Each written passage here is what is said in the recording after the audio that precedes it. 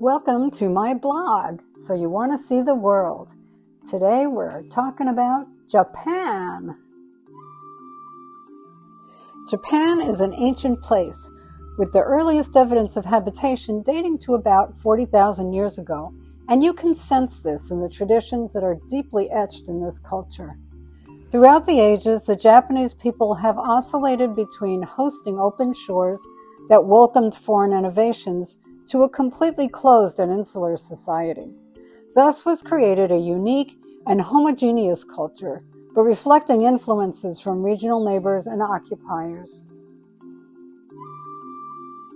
We spent 2.5 weeks skipping around part of the island of Honshu, visiting friends and soaking in the Japan of it all. Japan is a 4 seasons country, with each season displaying loveliness to recommend it. The winter is cold on most of the islands, and in the north there are popular ski areas. Fuji-san is covered in snow by the end of the autumn and is closed until the snow melts in the spring. From April through September, it is covered with pilgrims making the trek to the top. Spring is when the famous cherry blossoms do their thing. This is an extravagant occurrence that attracts people from all over the world and is cherished by the Japanese people. The various species are cultivated according to blooming weeks, so that a garden will have blooms for 2 or 3 months. The summer gets quite hot, and the humidity can make daytime touring unpleasant, but everything is green and the days are long. Autumn can still be hot. We were there in mid-October and wore shorts and sleeveless tops. Late autumn is when certain trees, like the Japanese maple, turn blazing red and purple. This amazing color sets a decorative background for shrines, mountains, and gardens. Japan has one of the most enviable transit systems in the world. The trains and buses run with the precision of a Swiss watch. If you get hold of a timetable, you can tell where you are by what time the train is stopping, no kidding. This is what kept me from being lost. Most trains are local and travel at regular rail speeds, but the Shinkansen trains, which are the bullet trains, link the major cities along the coast and go lightning fast. This volcanic archipelago consists of 4 major islands with thousands of smaller ones interspersed.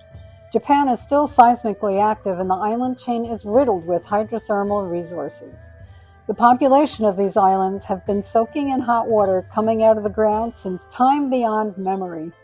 There are wild hot springs in the mountains and developed destinations with associated amenities, like luxurious changing rooms and sumptuous meals served in private dining rooms. Soaking is so ingrained in the culture that bathing is a ritual with several important steps. Onsen are accessed through a washing area where users soap and scrub their entire body before slipping down luxuriously into the steamy pool of relaxation. Ryokan is a traditional Japanese hotel with rooms covered in tatami mats. Tatami mats are made from woven reeds edged with fabric and come in a specific size. The room size is measured by how many mats fit in it. The ryokan is an experience you need to try in order to appreciate the Japanese way of life. It may take getting used to for some Westerners because you will be sleeping on a futon on the tatami mat floor. But the rooms are designed to inspire an uncluttered peacefulness that contributes to a well-rested night. Our favorite ryokan was a lovely little place called Ryokan Okaya in an out-of-the-way town on the Tokaido Road in Okitsu. It included 2 meals and onsen with the price of the room. The Japanese instill beauty in everyday experiences through presentation, which is of great concern to the Japanese people. The package is as important as the contents. Japanese gardens are renowned as a pinnacle of curated landscape excellence. When you visit a garden in this country, you will find photogenic opportunities everywhere your eyes land. The arrangement of shapes, colors, and textures is stunning, even in simple small places. What we know as Zen gardens, raked sand with focal points, are particularly interesting and worth meditating upon.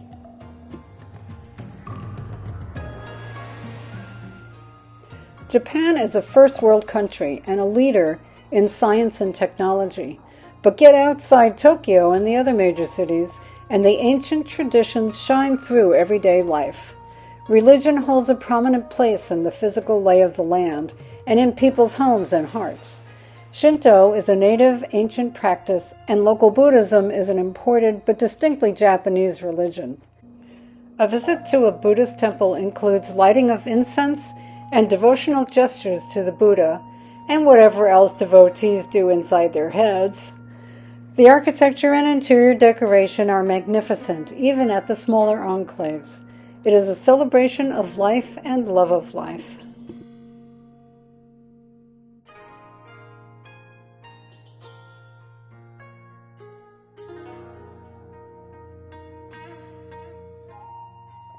Shinto is a belief system linked to nature and spirits that inhabit all things.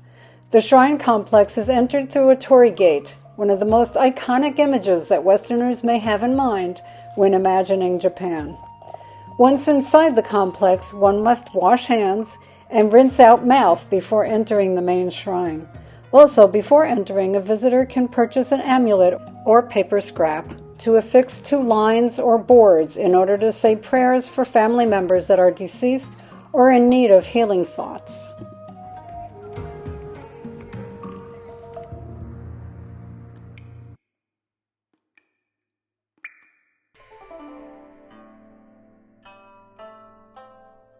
Shukubo are monasteries that take in pilgrims and other paying guests who want to experience the calm and beauty of the monastic lifestyle.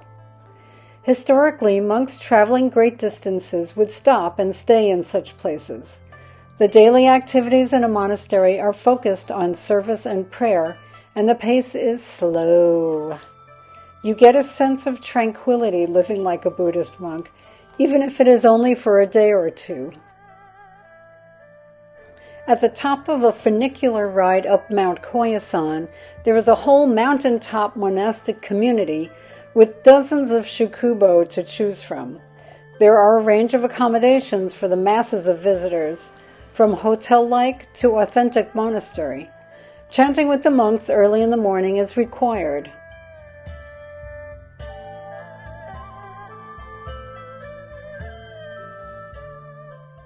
The meals come with the room and are vegetarian.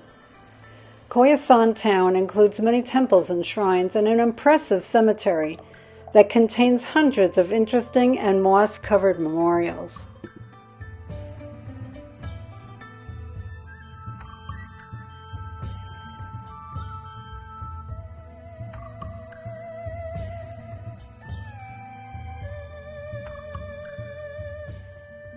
We visited the Origami Museum in Tokyo for a fun distraction.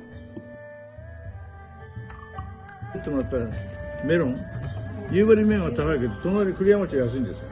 それからすぐ取るのね。はい。Hello.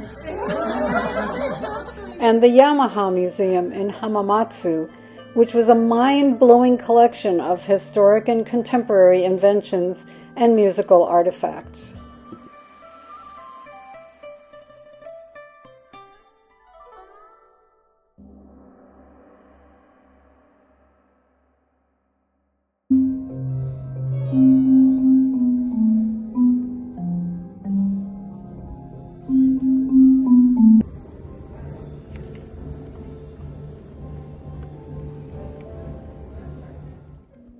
Many of Japan's historic treasures are preserved in parks and museums. Places such as Nara, which was the capital of Japan in the 8th century and is a trove of spectacular shrines and monasteries, is now a park where visitors can stroll through gardens, browse the ancient buildings, and take Instagram pics with herds of tame, adorable deer which will eat treats out of your hand.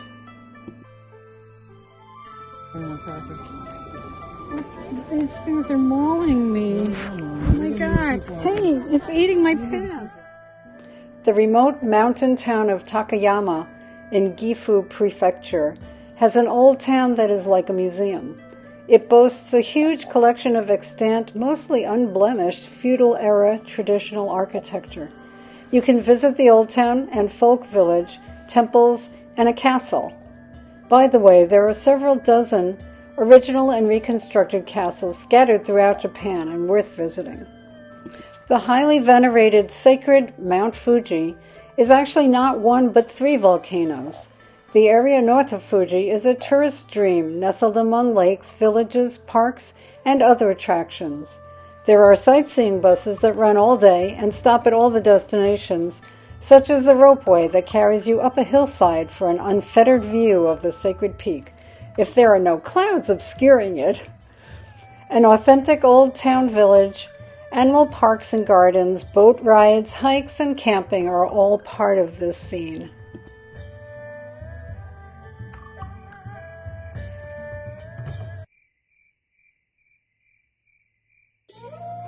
It almost goes without saying that a visit to Kyoto is necessary when you visit Japan.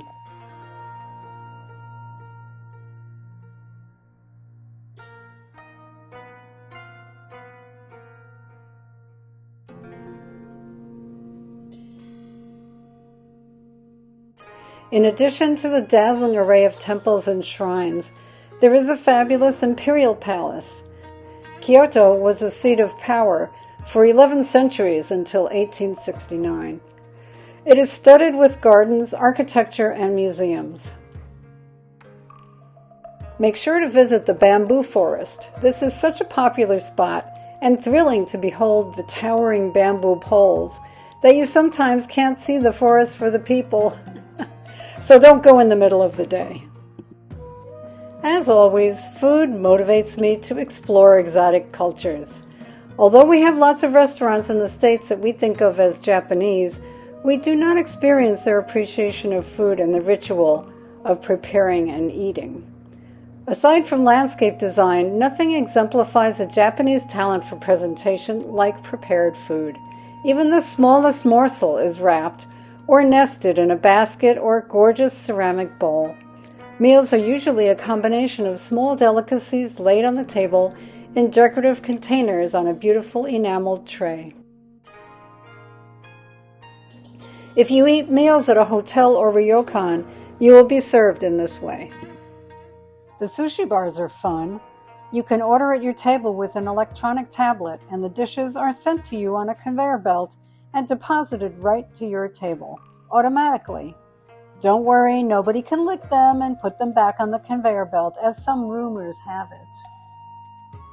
It is safe and fun to try treats from the street vendors, or just to watch them perform feats of food prep.